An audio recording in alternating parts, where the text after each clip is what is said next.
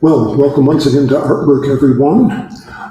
If you haven't already, I hope you'll take time to view the new exhibition of the high school area show. I think you'll be impressed not only with the technical sophistication of many of these kids, but also this really kind of remarkable creativity that goes into your work as well. And this year, like I think past years, there's always a fair number of self-portraits. And the ones I find particularly interesting are those by young women. And often instead of trying like a straightforward depiction of themselves in the mirror, they will come up with some really intriguing issues that sort of address how they see themselves and how they see the world they live in that are often really quite revealing. And this takes us to our topic today, because in recent years, there's been a number of studies and books on the challenges facing adolescent girls, and there are many. I think it comes down to the struggle for personal identity and a way forward in life when being confronted with conflicting expectations, the pressures of social media and consumerism, and certainly the stereotypical images that are found in popular culture, such as television and movies that go way back to the 1950s. And to help us understand this particular period and its effect on young women, we're very pleased to have with us today Dr. Ilana Nash. And Ilana is on the faculty and recently appointed chair of the Gender and Women's Studies at Western Michigan University. And her focus is on gender, youth, and media. In addition to numerous writings on this subject, she is also the author of the book American Sweethearts, Teenage Girls in 20th-Century Popular Culture. And she is also on, among other things, on the advisory board of the Online Girl Museum, which is the first and only museum in the world dedicated to celebrating girlhood. So with all that in mind, please welcome Dr. Ilana Nash.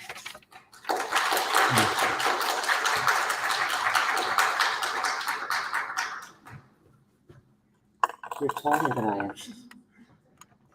Thank you for that kind introduction.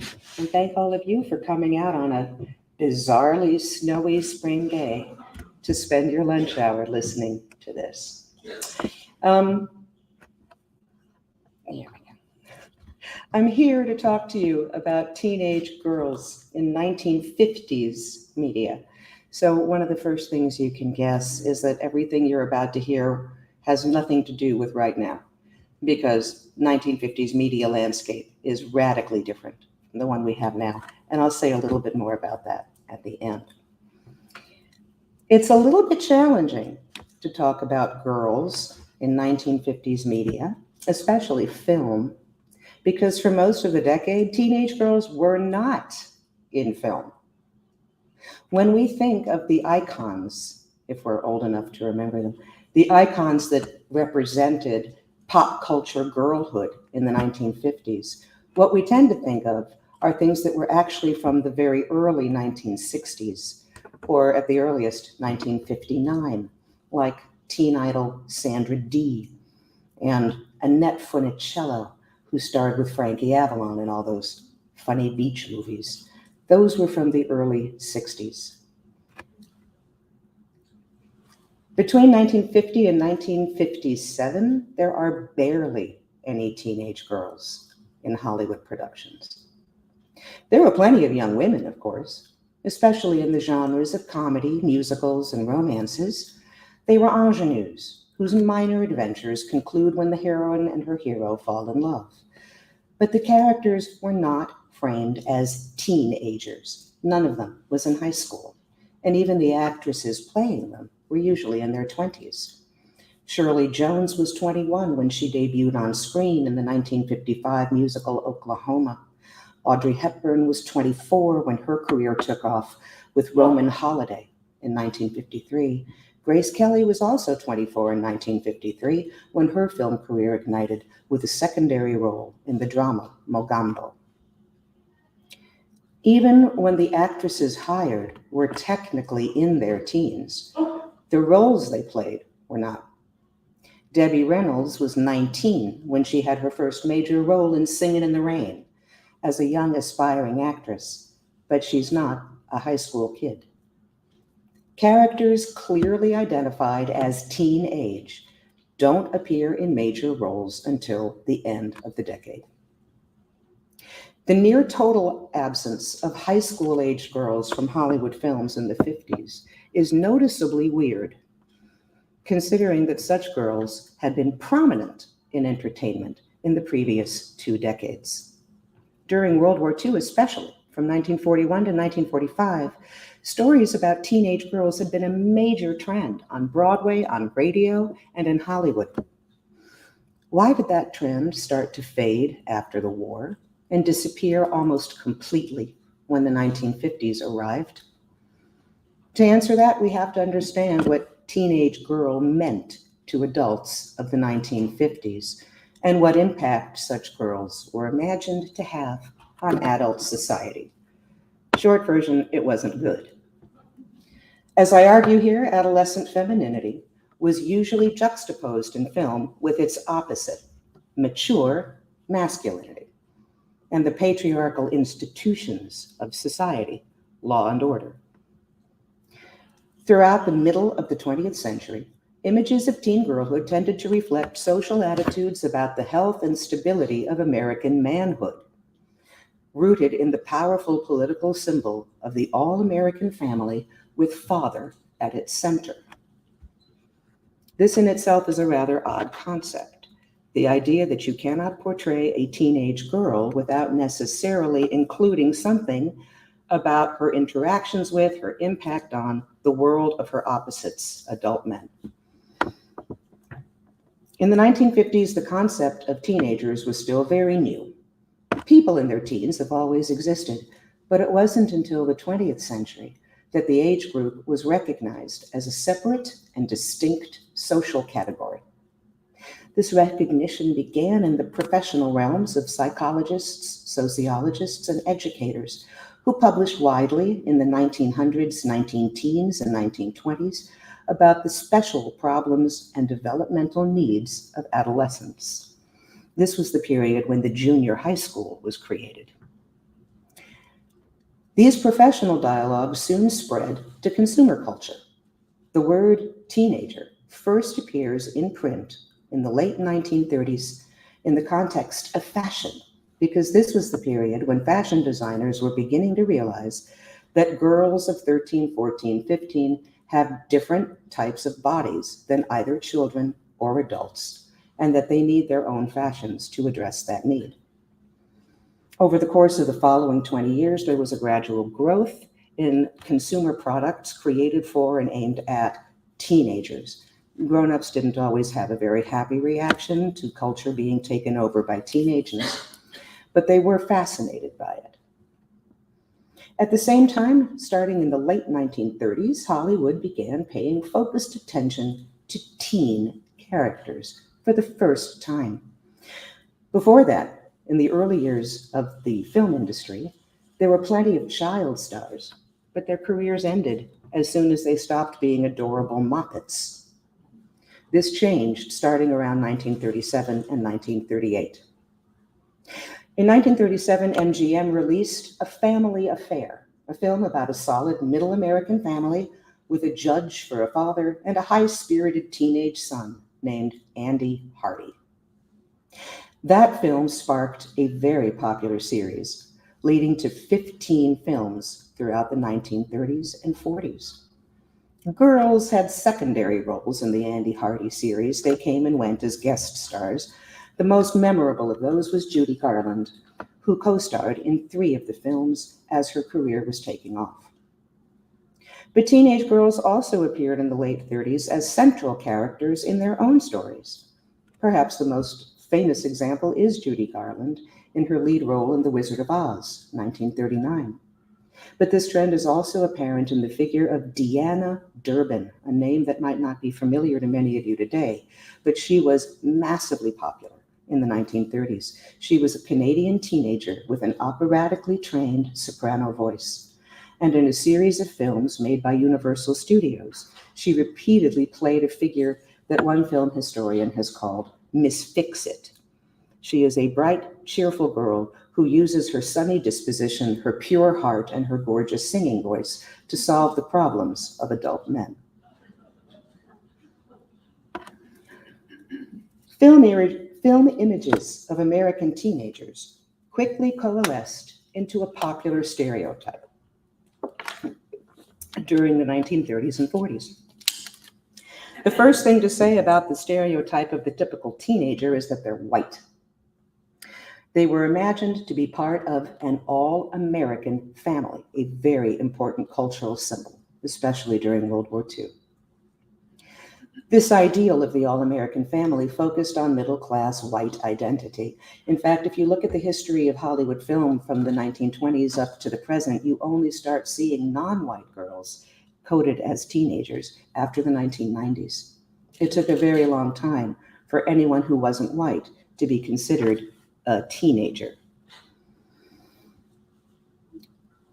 In this construction of the all-American teen, adolescents are well-intentioned, full of energy, eager to be active in their societies, but they make mistakes. Their youth makes them miscalculate and cause wacky problems. Teens have leisure time and spending money. That's why their middle-class status is important. They have to have a nice fat allowance to help them be part of the growing teen-centered consumer culture. They like to participate in the peer culture of their high schools, using their own slanguage, as adult observers in the 1930s called it, listening to popular music, especially swing and jazz, which grown-ups still looked at with one eyebrow raised. They cared about high school culture, like going to proms and dancing, and usually causing some minor headaches for the adults in their families before the happy endings of these films restored order. But images of girls quickly diverged, both from boys' portrayals and from the Miss Fix-It trend of the 1930s, where girls were innocent sweethearts who solved men's problems. In films of the 40s, teen girls are significantly more wacky and troublesome to their fathers than teen boys, partly because they are obsessed with romance and particularly susceptible to the corruptions of mass culture. While teen boys were shown to be focused on productive pursuits, like saving up for their first used car and learning how to repair it, girls in teen movies were shown to spend their time drinking sugary sodas, gossiping, going to movies, and reading celebrity magazines, all of which combined to make these girl characters addle-brained, ridiculous, and full of crazy ideas that cause mayhem, especially for their fathers. This trend was crystallized and really took off with a Broadway debut of a comedy called Junior Miss in 1941. That soon became a popular radio series and a film. The story centers on a 12-year-old girl named Judy, her best friend, and her slightly older teenage sister. Judy is obsessed with celebrities and movie culture, and she uses her knowledge of melodramatic plots to interpret real life. Not a smart move. She therefore jumps to the very wrong conclusion that her father is having a secret affair with his boss's secretary. Judy starts making elaborate schemes to correct this imagined problem, and the schemes cause severe chaos. Her father, a junior partner in his law firm, is fired from his job. Ultimately, the misunderstandings are ironed out, Dad gets rehired, and all have a happy ending because it's a comedy. But you could easily have taken off that ending, and it would have been a tragedy. This comedy has some things in common with the popular Andy Hardy movie series that was thriving at the time. Andy's father is a judge. Judy's father is a lawyer. Indeed, throughout all the teen-centered films of the late 1930s, 40s, and onward, father characters are usually employed in a profession that makes them a social authority figure. They're lawyers, they're doctors, they're newspaper editors. In the case of the 1960s sitcom Gidget, her father is a college professor. The father characters in teen media symbolized not only the American ideal of the nuclear family, but also the American polity and its institutions. These fathers didn't run a little grocery store. They didn't work for an insurance company. They represented American authority. They represented patriarchal institutions.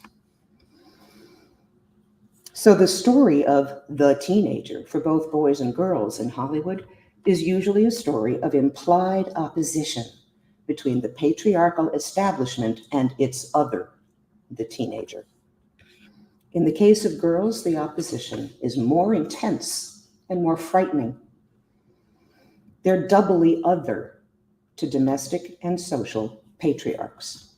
As non-males and non-adults, teen girls were assumed by the adult male perspective to pose an even harsher threat than boys did to their father's control and authority, and by extension, a threat to the powers of the social institutions that were governed by adult men.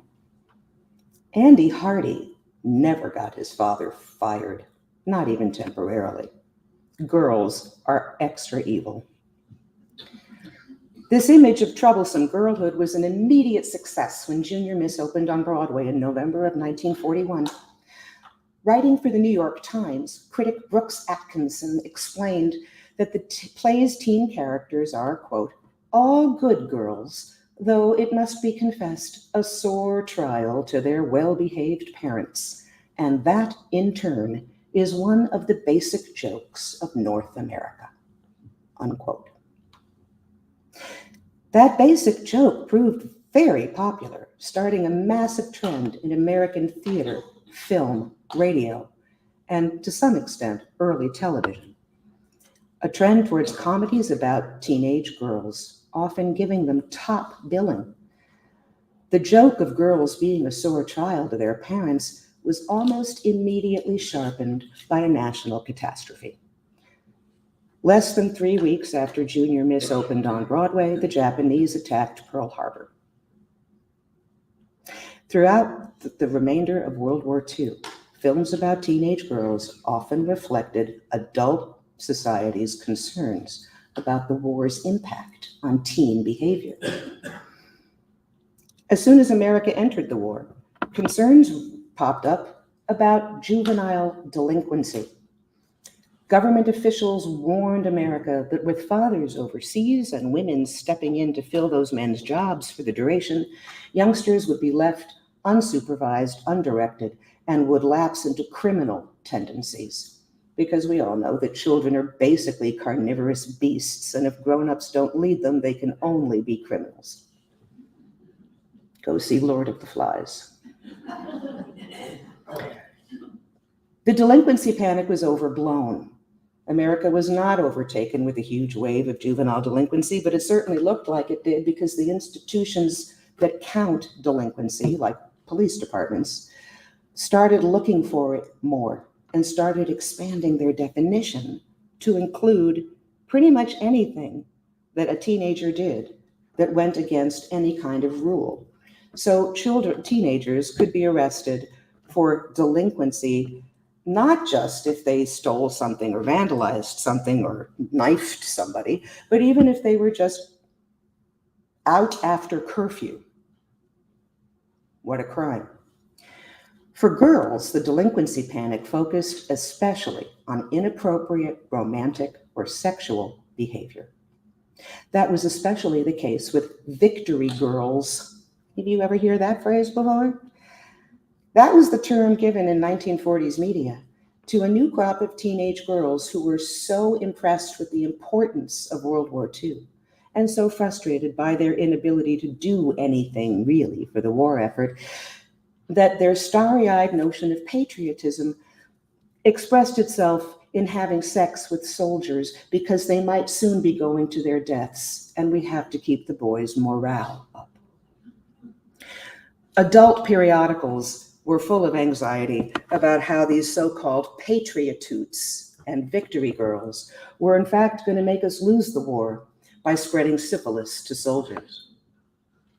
Victory girls were the subjects of hundreds of worried newspaper and magazine articles in 1942, 43, and 44, all of which talked about the war's corrosive impact on teenage girls, especially fragile minds, because we know that girls, and Hollywood taught us this, are supposed to be silly and easily swayed by culture.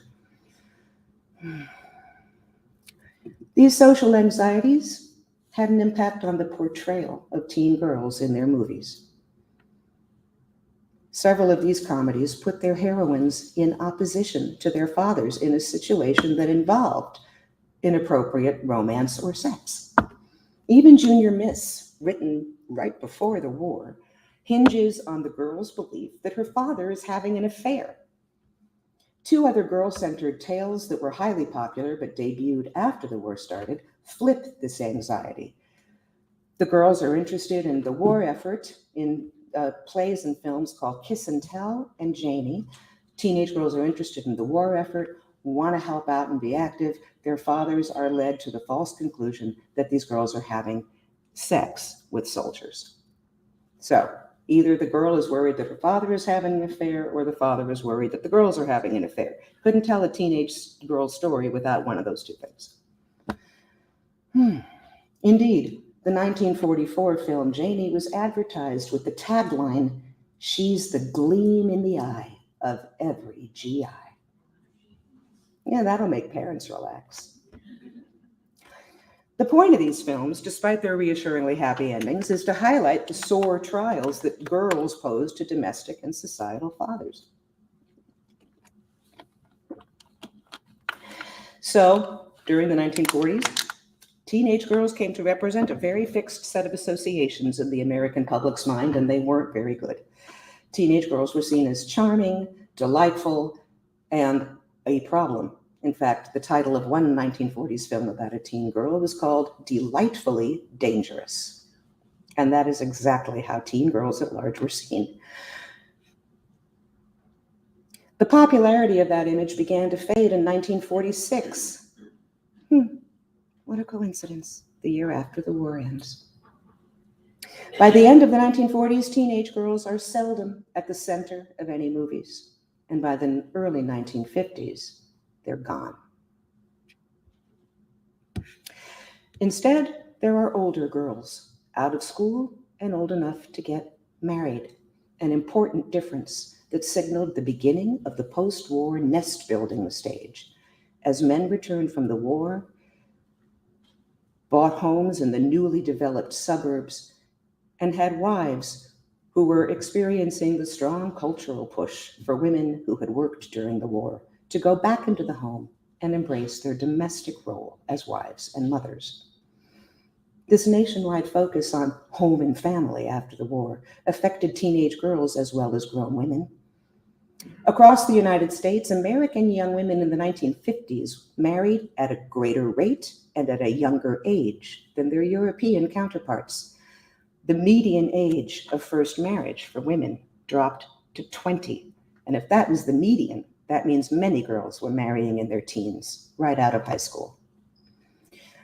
Movie portrayals of girls in this period not only were less frequent than they had been earlier, they were also encapsulated, when girls appeared at all, in a romance and marriage plot far more conservative and traditional than the wacky teenagers' interests in the 1940s movies. 1950s young women were not fractious and oppositional on screen. They were charming ingenues, eager to join the patriarchal social structure as wives and mothers. This change in girls' portrayals, making them older and less threatening than teens, occurred at a historical moment when men were facing specific challenges in American society. The 1950s saw an increase in corporate life as the most common job for middle-class white men. When you work for a centrally organized large organization, which occurred more and more over the course of the 20th century and really became sort of a middle-class standard in the 1950s. When you work for that kind of corporation, there's no opportunity to be heroic. You have to be an organization man, one who follows instead of leads, one who succeeds not by conquering, but by building consensus. In 1950, a popular book called The Lonely Crowd was written by a sociologist. It described changes in the American economy that were pushing the nation's workforce, meaning adult men, into an other-directed mentality, a mentality of seeking others' approval, getting ahead by fitting in to expected norms, finding consensus and making compromises. These were the qualities that ensured success for organization men. But these were the qualities that had traditionally been called female qualities: conciliating, appeasing, wanting to be liked, human relationships, not conquering. Men in America's national mythology are supposed to be exemplars of rugged individualism. We were, after all, able to become a nation because of gun-toting cowboys, not because of consensus building. That was not necessarily a good thing, but to the mentality of the 1950s, it was a good thing for men to be muscular conquerors. The push towards an organizational white-collar life for men and a suburban home life governed by wives, where men's only opportunity to conquer anything was limited to killing the crabgrass in their backyards, combined to create a public discourse of massive anxiety about the state of American masculinity, what we today call a crisis of masculinity, although it wasn't called that in the 50s. This anxiety was exaggerated, but real or not, it was discussed very widely in American news and media, and it became more real in people's minds the more it was repeated. The Hollywood of the 1950s reflected this anxiety about the loss of real manhood in America by filling movies with it. The single most profitable genre of film in the 1950s were adventures and epics, like Ben-Hur, full of muscular men doing brave deeds. So when the public conversation says real-life men who recently were kicking butt against the Germans and the Japanese, those real-life men are now sitting at a desk doing a white-collar job that's kind of feminizing them. Hollywood compensates. Look at the big muscular heroes. The Western genre also leaped in popularity in the 1950s, both in Hollywood film and in the newly developed medium of television, showing cowboys winning the West with fists and guns, not by fitting in or building consensus. In this context of the supposed loss of the nation's vigorous and rigorous manhood, the image that had been popular just a few years earlier, the image of the dangerously disruptive teenage girl, stopped functioning as a basic joke that united North Americans. Instead, it became a nightmare that nobody wanted to contemplate. The joke had been funny when American masculinity was not seen as being under threat. Indeed, the metaphorical masculinity and ruggedness of America was on full display to the whole world during World War II. That secure masculinity could find humor. It could afford to find humor in domestic threats from teenage girls against their fathers, as long as they were ultimately containable and controllable. But in the landscape of the 50s, with national masculinity seen to be eroding, girls' irritations of their fathers could only be acceptable if the goal of the irritation was the patriarchally approved ideal of marriage, which is one reason why the girls in early 50s movies are not in high school. They have to be old enough to get married. We thus have a popular comedy from 1950, Father of the Bride. Some of you may have seen a remake that Steve Martin made of that movie in 1991. The original starred Spencer Tracy as the father and Elizabeth Taylor as the bride. This film uses some of the tropes found earlier in teen girl comedies of the 40s, but with differences that reflect a shifting cultural landscape. Elizabeth Taylor had already been a child star in the 1940s.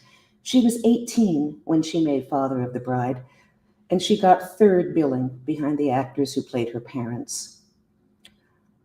Taylor's character, Kay Banks, is supposed to be about 20. She doesn't work, she doesn't go to college, she doesn't live on her own. She's old enough to be married, but her living situation is still childlike. She stays at home with her parents. She's planning her wedding, which will happen in her parents' home. As the title, Father of the Bride, indicates, this is really Dad's movie. The perspective of the father literally frames the film. Spencer Tracy begins and ends the story with direct address to the camera. This casts the audience as his confidant, and it leads us to accept his perspective as the right one. No other character in the film has that kind of authority, and it surpasses the privilege given to fatherly points of view in the 1940s movies. Then, the stories simply sympathized with the father. None of them had the father speaking to you, the audience, telling you what to feel. But even though this is somewhat more father-centered than 1940s teen girl movies, the message is fundamentally the same. A young woman's sexual maturity will somehow create misery for her father. Under the governance of his wife and daughter, the wedding plans in this film destroy poor Dad's home life. His home is invaded by designers, handymen, caterers. His furniture is moved around. The noise is relentless. He has no privacy and no normalcy in his house. And the whole thing is costing him an arm and a leg. In this case, the miseries caused to a father by a young girl are fundamentally harmless, precisely because the girl isn't a teenager, and her goal, getting married, is not oppositional. Indeed, the character of Kay herself is rather bland and boring. Elizabeth Taylor had played far more interesting roles as a child, notably in 1944's National Velvet. The chaos of this bland character's wedding plans is temporary, only a few weeks long, unlike the long years of miserable adolescence that parents had to tolerate in 1940s movies. And the motive behind all this disruption is the societal ideal of the 50s of heterosexual marriage and nest building. So there's really nothing oppositional here. There's no threat of sexual misconduct, no serious trouble for any member of the family. So ultimately, despite its portrayal of women driving men crazy, the film functions as a celebration of the father-centered home and family. Dad may feel pushed around, but he and his narrative authority are at the center of the story. And Kay, who has temporarily caused all this mayhem, has done so only so that she can recreate the same life her parents have. No rebellion. While America was discussing its concerns about a supposedly fading masculinity, another popular anxiety, the delinquency panic, increased exponentially after World War II. During the 1950s, newspapers, magazines, public bulletins, reports from educators and police departments, and a variety of social experts all talked about rising rates of delinquency. Films about delinquents in the early to mid-50s were relatively few, and the ones that are there focused on boys. Marlon Brando famously played a hoodlum in a motorcycle gang in 1953's The Wild One. In 1955, The Blackboard Jungle, scandalous film, focused on a New York City high school full of thuggish young criminals, all male. But in 1954, Hollywood did give us one image, its first image at the time, of a female juvenile delinquent. The social concerns with delinquency and the trend towards harmless ingenues were bizarrely grafted together in a comedy film called Susan Slept Here. Debbie Reynolds, at the age of 22, played this role of a 17-year-old delinquent named Susan. Susan earns the label delinquent by getting herself arrested for vagrancy after she's been abandoned by her mother. So the crime she commits isn't really a crime. It's more like she's been victimized by careless adults. Can't have a really bad girl at the center of a film. The film really centers on a middle-aged screenwriter played by Dick Powell. He is suffering from writer's block. He's trying to work on a script about the new Hollywood fad, juvenile delinquency, and he just can't get any ideas. So his friends on the police force help him out by bringing him an actual delinquent they've just picked up off the streets, 17-year-old Susan. The spunky and cute Debbie Reynolds quickly develops a crush on this middle-aged writer, which causes big trouble in his life and especially with his fiancée. But the improbable tale concluded, of course, with the older man realizing that he loves the delinquent girl back. They get married and presumably live happily ever after. Susan Slept Here exploits the topicality of a popular anxiety, delinquency, but sanitizes it by reducing the delinquency to something very minor and making the teen girl just old enough at 17 to be plausibly marriageable, ensuring that her wild behavior, such as it is, will be tamed by a family setting and a husband old enough to be her father. This is one of the few times a movie from the early to mid-50s focused on a teenage girl character, although played by an older actress. It clearly continues the wartime association between girls and trouble, though the so-called delinquent Reynolds is as harmless as a mouse, because you want to represent trouble without scaring people too much. Casting Debbie Reynolds as a delinquent made as much sense as Hollywood's later casting of the white Natalie Wood, who couldn't sing, as an operatic Puerto Rican in West Side Story.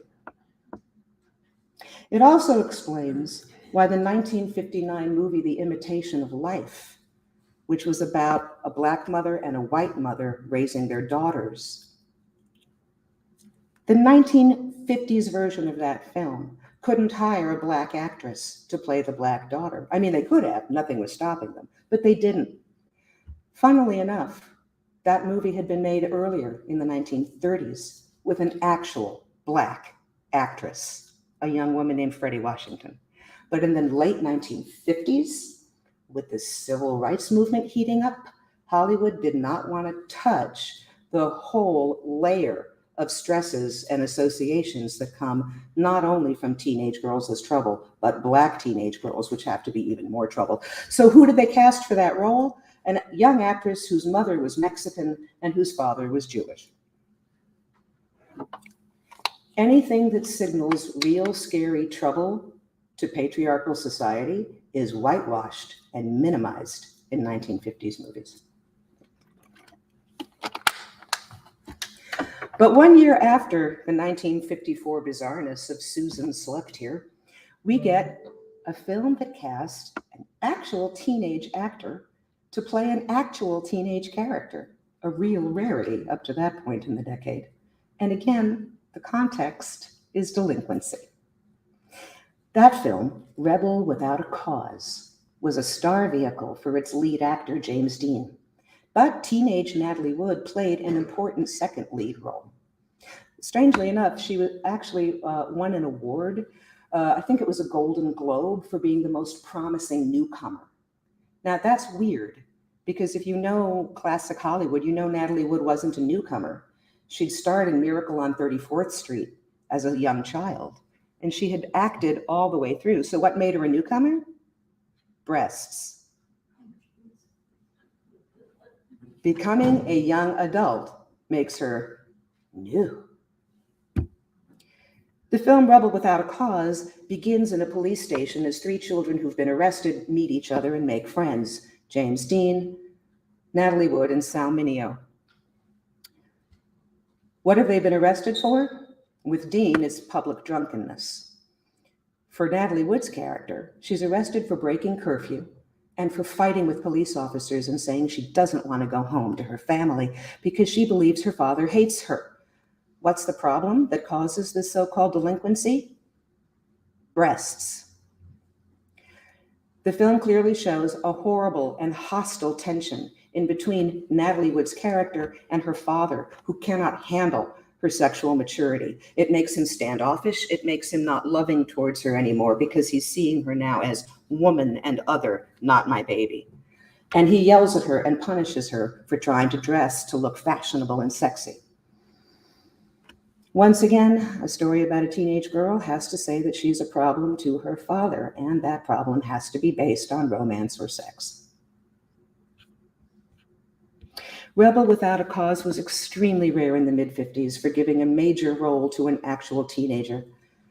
And it's only in the context of delinquency, revealing how this time period could only understand girls as a problem. In a time period when men did not want to think about any problem that threatened their already shrinking masculine authority.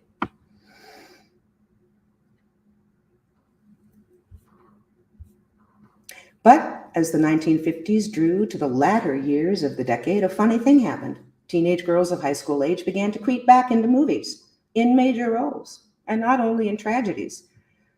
Even with their slightly dangerous, rebellious ways, teen girls started to appear in comedies. They became lovable again. Why? Well, partly from a boom in market research. As awareness of teenagers grew over the 30s, 40s, and 50s, American industries began to realize through market research that teenagers were a big market to be tapped. By the mid to late 50s, teenage culture was exploding across the American marketplace with a wide array of consumer goods aimed specifically at teenage tastes. This, of course, was helped by the fact that the genre of rock and roll music started at the same time, a big focus for teenage passions. While many adults found this teen focus in culture disturbing, there was no denying that it was great for the American economy, a buttress of the capitalism that Americans saw as their point of superiority over Russia during the Cold War. Chasing after teenage dollars became a major preoccupation of 1950s industries, and most Americans couldn't really fault that logic, even if they could and did fault teenagers' lowbrow tastes and their wild behavior. In Hollywood movies, the rush for teenage dollars created a bunch of movies with teen characters. One of the first studios to use the extensive market research techniques was a second string studio that specialized in rather crappy, low-budget exploitation movies. That studio was called American International. And in the late 50s, realizing how much money they could get out of teenagers, they started filling America's drive-in theaters with movies about monsters, space aliens, werewolves, and yes, juvenile delinquents. American International had a very clever process for how to attract teenage viewers. They knew a younger child, and they wrote this down. They talked about it. They were proud of developing this. A child will watch anything an older teenager watches, but a teenager won't watch anything a child watches. A girl will watch anything her boyfriend watches, but a boy will not want to watch anything his girlfriend likes. Therefore, the best way to make money is to imagine your ideal audience as a 19-year-old male. So throughout the late 1950s, especially in the juvenile delinquency genre, 19-year-old males and their younger siblings and their girlfriends got to see some movies that put teenage girls in starring roles. In films with titles like Girls in Prison and Reform School Girls and High School Hellcats. The more glamorous movie studios with bigger budgets and better artists also started paying more attention to teenagers in the 1950s, although in more measured and less sensationalist terms. We see this starting in 1957 with a comedy called Tammy and the Bachelor, a comedy that gave Debbie Reynolds, now 25, another opportunity to play a 17-year-old. She is a wholesome, innocent ingenue from a backwoods southern swamp. The film heavily traffics in the old Miss Fix-It stereotypes that thrived during the Depression in the 1930s. Tammy's pure heart and folksy wisdom help to solve the problems of an older man, and the film ends with them falling in love. Tammy and the Bachelor was so popular that it led to sequels in 1961 and 1963, and even a short-lived TV series in 1965. 1959 became a real watershed year for teenage girls on film, both in drama and comedy. In drama, girls were still positioned relative to juvenile delinquency and fears of sex. So in 1959, we have two major studio, high production value films that talk about teenage pregnancy. Blue Denim, starring a teenage Carol Lindley, and A Summer Place, starring Sandra Dee. These were thoughtful films that sympathized with young people, showing them suffering from the dictates and judgments of adult society. They're not being portrayed as a problem to adults. They're portrayed as having a problem caused by adults. Right? So the tone has totally shifted to serve a teenage point of view, a result of Hollywood shifting to address teenage viewers. Both movies end with their girl heroines getting married to their boyfriends. In the case of Blue Denim, this was a big change from the Broadway play where the girl had to get an abortion because the kids were too young to get married. Nobody talked about abortion in movies. Both movies end with the girls getting married, continuing the idea in Hollywood that marriage is the answer for all women, the solution to the problem of teenage rebelliousness. In comedy, Sandra Dee again led the way in 1959 in the film Gidget, based on a 1957 novel about a teen girl who discovers the sport of surfing. She has to prove her worth to the male surfers who dominate the activity at her local beach. The film shows Gidget as rebellious. Her parents worry about her spending so much time alone with strapping young men who lead beach bum lives.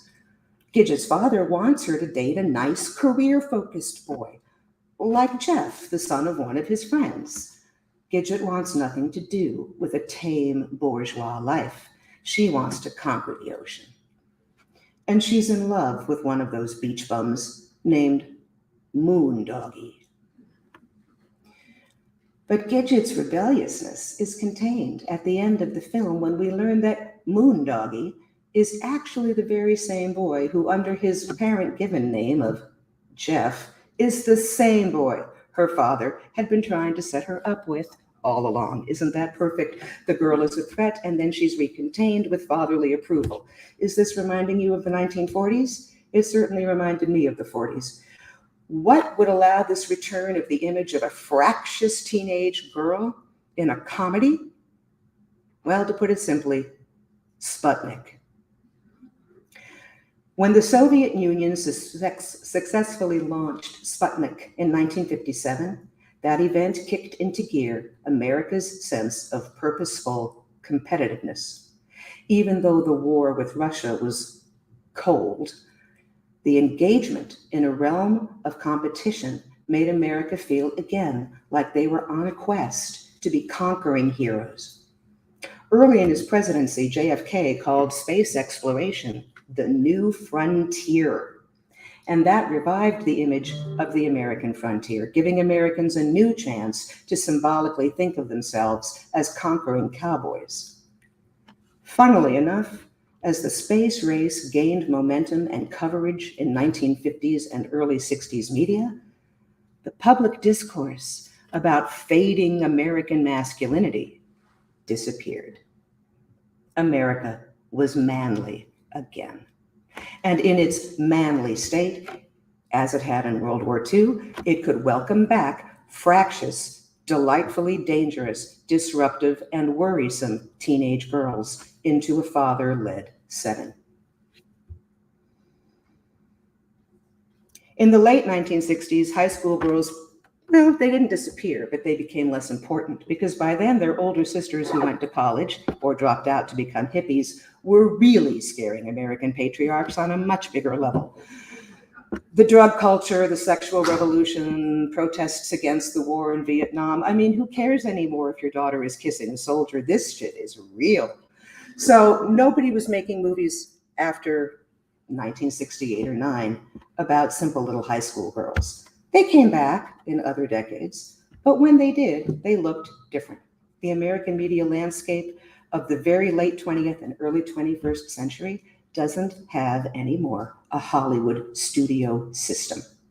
And that, in the interwar period, that tightly controlled network of Hollywood studios with their strict production codes and their absolute power over the films that got made and what stories they told, that enabled Hollywood to tell very unified stories, to reach a consensus of what the image of this, that, or the other character is. When the Hollywood studio system starts to disintegrate, you lose that uniformity. You lose that voice that can claim to speak for the American society as a whole. Today, of course, we don't use movies as the primary means of media to tell teenage stories at all. Stories with teenage characters now appear most often on television and in streaming platforms like Netflix, and they are aimed specifically at teen audiences, even though plenty of grown-ups watch them too. So you don't see anymore girls being portrayed in media only for what they say about the condition of men. But when you look back at this central moment in the middle of the 20th century, that is the reality of how girls are portrayed. As Greg told us in his introduction, today teen girls are actually encouraged through all kinds of venues to write their own stories. Even when it's not just writing, it can be painting their own stories, it can be, and often is, making their own TikTok representations of themselves. Girls are much more involved now in narrating teenage life. And even in Hollywood, a lot of those streaming Netflix and cable TV series have some women on the staff, which they sure didn't in the 1950s. So we now have something other than a male perspective in the times when we see grown-ups writing teen girl characters. So things have changed, and the 50s were kind of head-scratching, and that's what I have to say to you today. Thank you.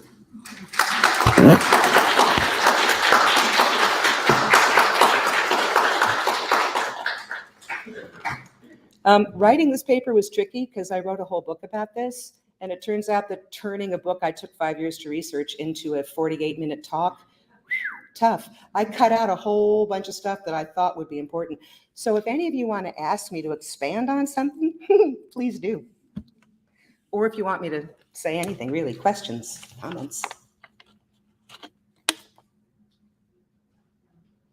Yeah. Although I haven't seen these particular programs, I have read a lot about them in media. One of them is Yellow Jackets, and the other is this new one, Wednesday. Wednesday, right. Yes. And what is your take on the way the teenage girls are portrayed in media today?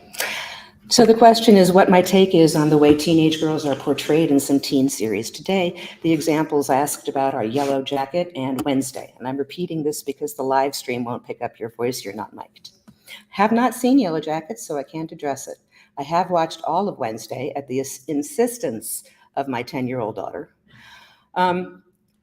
What I saw in Wednesday reminds me a little bit of what I also see in other Netflix series about teenage girls. There's a lot more anger.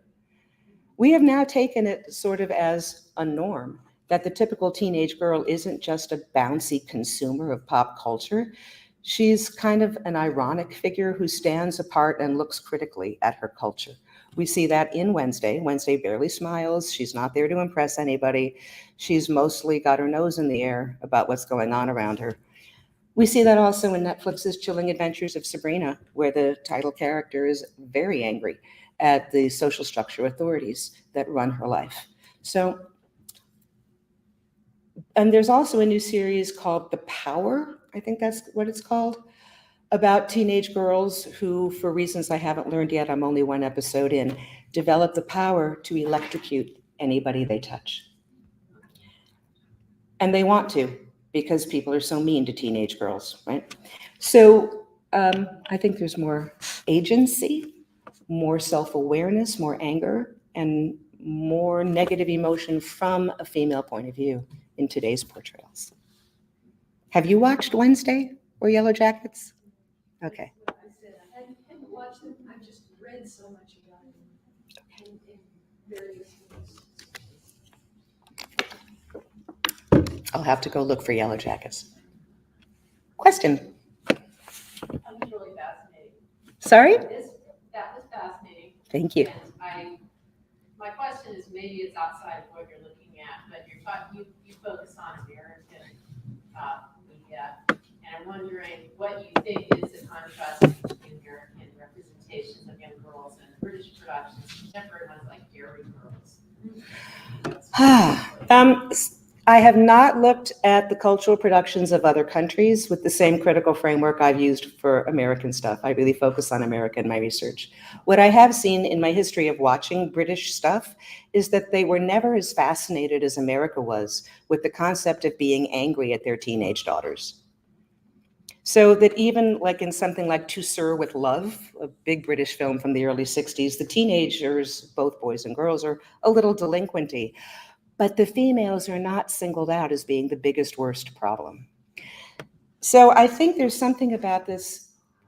Also, America had more consumerism than Britain, and it's still a bigger deal in America than it is in Britain now. And since consumerism was seen as the thing that makes teenage girls wackadoo, that also, I think, contributes to why we don't see such a forceful clash between fatherly authority and teenage girls in British movies.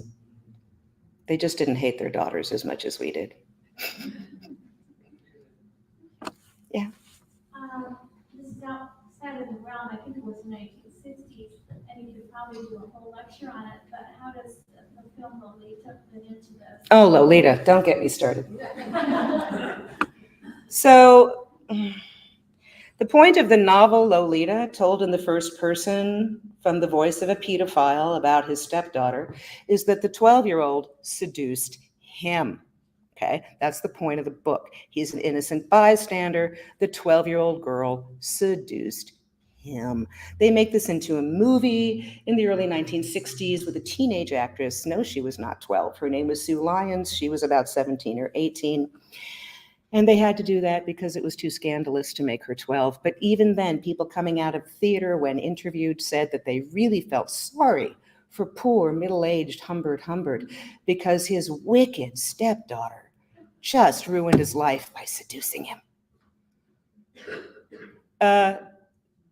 There's actually a lot of parallels between the story of Lolita and the story of Gidget as it played out in novels and on TV. I don't have time to talk about that here, but that heightened sexual awareness of father and daughter sort of being aimed at each other. In Gidget, it's symbolic, not literal. In Lolita, it's literal. That grown man, young girl is always there in mid-century films. Yes, sir. I'm sorry? You told me something about the early career of Shirley Jones. Yeah. Oh, could I say more? Okay, Shirley Jones started on Broadway. She came to the attention as a young actress of theater producers Rodgers and Hammerstein. And she played a few small roles on Broadway in their productions, but her big break came when she was hired to play the role of Laurie in the musical Oklahoma opposite Gordon MacRae in 1955. And she played opposite Gordon MacRae again 1 year later in 1956's musical Carousel. She went on to have a really active career, not just singing, but acting. throughout the 1950s. The next person she had to play an ingenue opposite and fall in love with was Pat Boone in 1957's April Love. Then she shocked the hell out of everybody in 1961 by playing a prostitute in the movie Elmer Gantry opposite Burt Lancaster, and she won an Oscar for that one. By the 1970s, she had turned into a staple on television, playing the mother in The Partridge Family. And God love her, Shirley Jones is still alive and kicking today. I listened to the Partridge Family myself. I'm sorry? I listened to the Partridge Family myself. They made some good tunes. They really did. That music gets put down as prefabricated and just for kids, but darn, there's some good melodies in there. Yes? You touched on it when you brought up Wednesday and Yellow Jackets, but I want to talk about the, specifically on the CW, and we believe that is Netflix, the Sabrina, Nancy Drew, and obviously Riverdale and the Archie comics, and these very centered kind of 50s and 60s properties that were very much of their time, and with Nancy Drew earlier than that, and these kind of perennial teenage consumer-driven books and or earlier productions, and why do you think these things, other than the obvious, because they're existing properties, why do you think they've kind of revisited us now? Well, the stereotype of the teenager is old enough now to become a beloved institution, right? So there have been books by film scholars that talk about the teen movie genre as, like, one of its special characteristics is that as a genre, it's extremely self-referential. Teen movies, teen TV shows, they love quoting older stuff. They love saying, hey, I'm part of this genre, which is why the character of Dylan McKay in Beverly Hills 90210 in the 1990s was deliberately dressed, designed, and directed to remind us of James Dean, right, the original rebel. This is why Fonzie in Happy Days was dressed and directed to remind us of Marlon Brando in The Wild One, right? And today, The Chilling Adventures of Sabrina really riffed on its history as an earlier 1960s pop culture product. By even in the pilot episode, it shows Sabrina sitting down to lunch with her high school friends holding a thermos that shows the Archies on it. Really meta, really self-referential, very postmodern way of teenage stories saying, hey, we're part of a long beloved tradition of teenage stories and we're gonna wink at it while we're telling our story. That kind of reifies the old stereotype of teenagers. We don't buy into it anymore. We use it as like an icon, something to hang on our rearview mirror, something to play a game with, something to like put on a t-shirt. It's been turned into a thing. It's not sucking up our consciousness in the same way. We look at it from afar and we celebrate it, but with irony. Good questions, y'all. Got any more?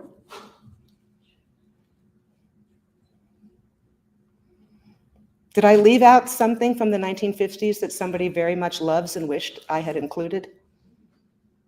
Please don't tell me Peyton Place. I'll get sick.